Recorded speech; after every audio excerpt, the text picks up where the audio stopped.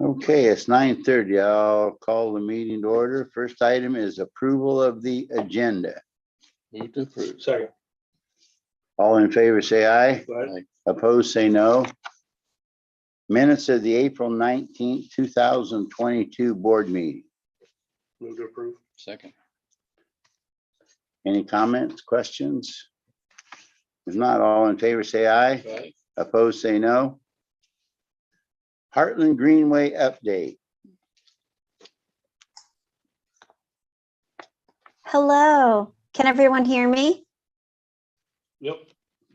Wonderful. Well, I appreciate you putting a little time on the agenda today. I won't belabor it too long. I do believe brevity is an art form here. My name is Elizabeth Burns Thompson. I apologize I wasn't able to make it down there to be there in person, but I do believe Ryan Keller should be in the room there on our behalf as well. We will be I will say coming forward to the counties here in probably the next month to month and a half with some more robust, really county specific details, hoping to sit down in more detail with you as Board of Supervisors, your EMS teams, county engineers and such to talk through more particulars in relation to the project proposal and footprint. What I will say is one of the most recent developments, and I can walk through a little bit about where we're at and kind of the step of the process in relation to the project. But we have had most of our county meetings throughout the month of December and January. We've had our son in Wapello sometime within that early January, I believe, timeframe as well. But with that, that's the very first step of this process. So following that, unlock the opportunity to really begin starting to talk with landowners, communities, kind of decision makers across that footprint in more detail about their proposal, and do largely as much listening as we were doing talking as part of that as well, to help continue to refine the project footprint proposal, the compensation model as well, and continuing to navigate and, like I said, refine that moving forward. As part of that also, we have had crews out doing some surveying. That's kind of a multi-tiered process. So initially those crews were out doing constructability surveys.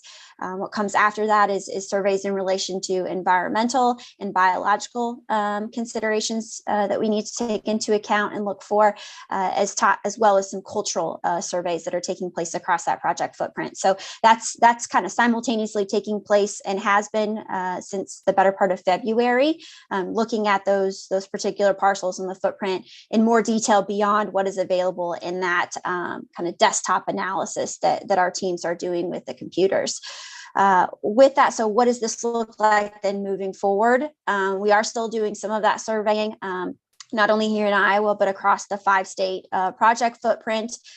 We will have to go back and do a few county meetings in places where we've needed to adjust the routing based on feedback, based on conversations and such. So we'll be working with Utilities Board, in the months to come to get those moving forward. Again, notating that we want to take the time to do this right. And that means, adjusting in places and going through the steps that are required to be able to make those adjustments. Let's see, surveying, new meetings, application. So, we did have initially had intended to file with the Utilities Board in Iowa sometime early this or mid-spring. I think July is kind of what we're looking at this point in time, and that may even get pushed a little bit further. Again, I notate that we want to do this right and make sure that we're taking the time to listen to landowners, listen to farmers, listen to community leaders like yourselves, to make sure that we're truly putting forward a proposal that's workable, not just for us as the company and the facilities we're partnering with, but also workable for those along the line as well. The other kind of key update that I would say I also have at this point, we did somewhat finalize a rough economic analysis of the project footprint.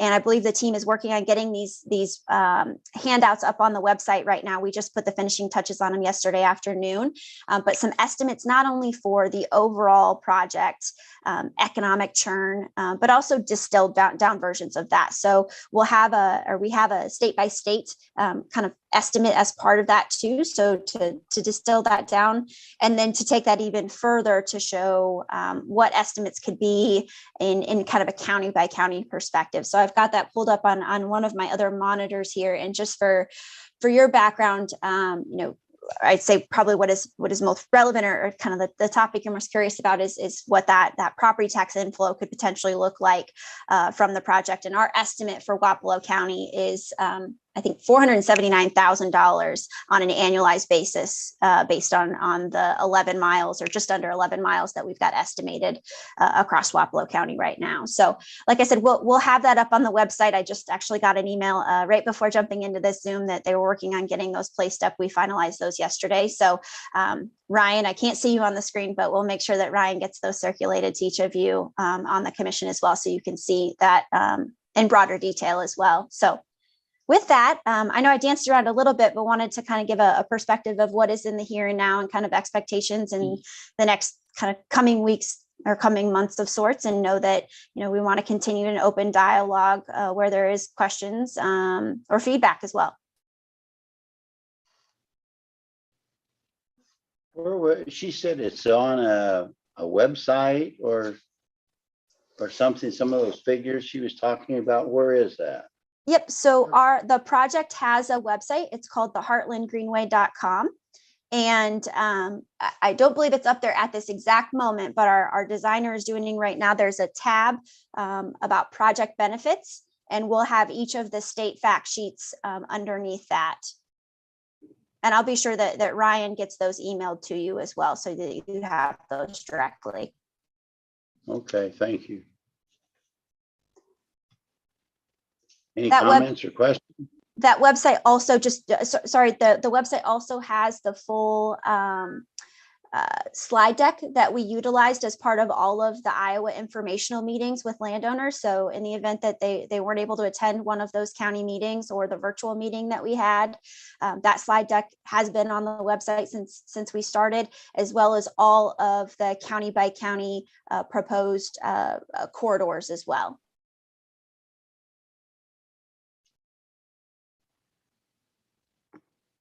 Any questions, comments? Do you have anything to add? Thank you. Absolutely. Thank you so much.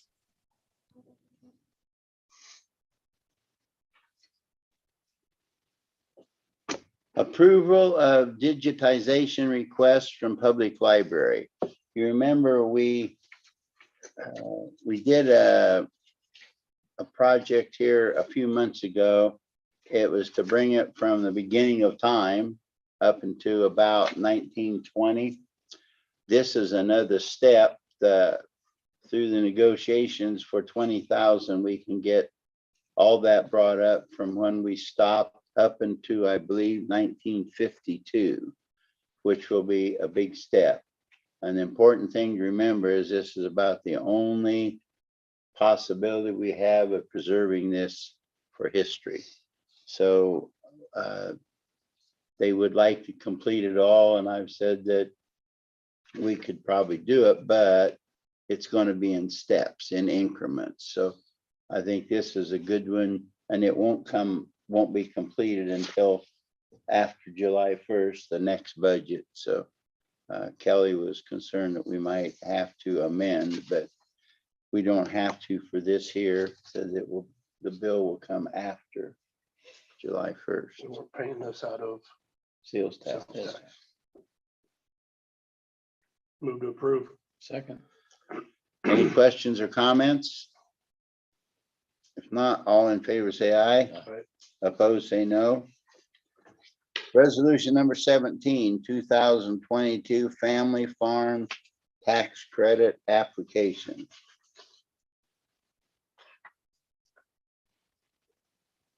Move to approve. Second. Any questions or comments? If not, all in favor say aye. Aye. Opposed say no. Replacement of 9 heat pumps through ARPA funds. This is here at the courthouse. Kelly's had an ongoing project through the years to replace all those, and now we have an opportunity to use some of the ARPA funds to do this. Move to approve. Second.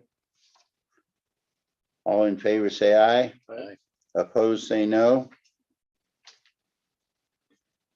Any other business to come before the board? What did you guys find out, when the, I think it was the superintendent of Pekin came here about a month ago and talked about, asking for some, I think, financial help staffing a school resource officer, I think, or something like that for school. Have you guys looked into that anymore or gotten back with him about that, or how's that going along? We haven't got back with him yet, but he did send us some more material relating to the number of students that we have going to Pekin that live in Wapello County. How many is that? I Remember? I was trying to find it here. I forwarded it to you. You did. Yeah. Okay. I don't think it was that many though. Yeah, it was,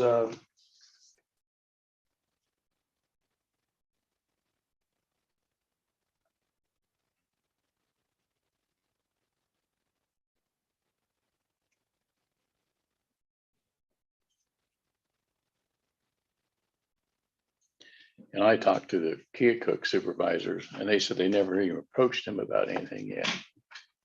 And Keokuk has a majority of students in Pekin, Yeah. so. Was he looking for help from all the counties that they have, students coming from? so here's, I just read the email. Kelly and I presented the Wapello County Board of Supervisors regarding a request for $2,000 to support a small portion of school resource officers' salary pay. The supervisors requested that qualify the list of 70 students who officially attend Pekin. 58 in our school district boundaries, so 58 Wapello County students that reside, Wapello County citizens that reside in Pekin's district, and then 20 kids that are open enrolled from Atumwa. He said that equates out to about 10% of the student population.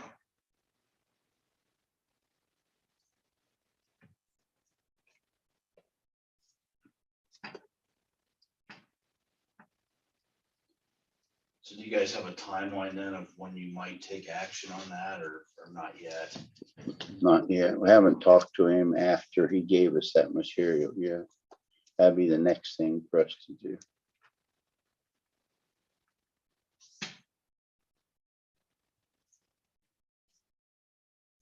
Anything else to come before the board? I'd entertain a motion to adjourn. So move. Second. All in favor, say aye. Aye. Opposed, say no. We are adjourned.